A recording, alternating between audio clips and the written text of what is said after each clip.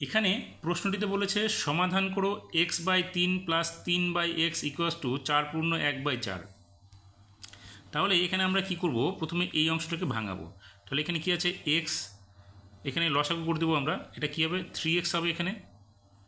তাহলে এখানে কি হবে x² প্লাস এখানে হবে 9, আর এখানে কি হবে 4 × 4 = 16 আর একে 17, তাহলে উপরে হবে 17/4। এবার আমরা কি করবো, এটাকে গুণ করে দেবো। তাহলে এখানে কী হবে 4x² প্লাস 36 = কী হবে 3 × 17 = 51x। এবার এই 51xটাকে আমরা কী করবো, বাঁ দিকে নিয়ে আসবো।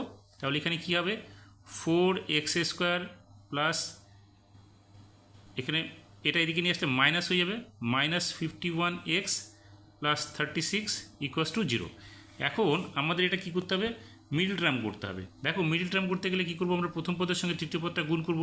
তাহলে 4-এর সঙ্গে 36 গুণ করলে আমাদের কত হবে, এখানে হয়ে যাবে 4 × 6 = 24, অর্থাৎ আমাদের সংখ্যাটা হয়ে যাবে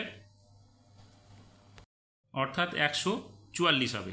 তাহলে 4-এর সঙ্গে 36 গুণ করলে 144 হলো। এবার আমাদের মাঝখানের পদটাকে ভাঙাতে হবে, এমনভাবে ভাঙাতে হবে যেন দুটো পদ ভাঙবো, যেটা গুণ করলে আমাদের 144 হবে, কিন্তু যোগ বা বিয়োগ করলে আমাদের 51 আসে। তাহলে সেক্ষেত্রে আমরা এখানে লিখতে পারি 4x² মাইনাস দেখো 48 প্লাস 3 যদি করি আমরা 51 পেয়ে যাব, কিন্তু গুণ করলে আমরা 144 পেয়ে যাব।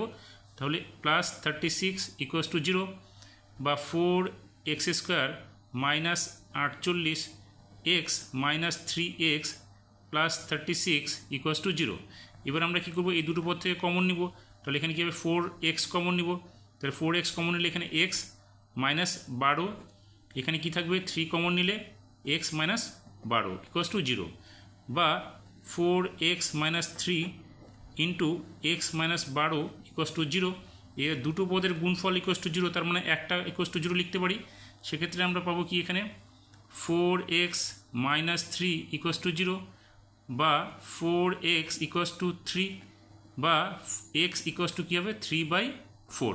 আরেকটা পদ আমরা কি পাবো x মাইনাস 12 = 0, যেখানে x কী হবে 12।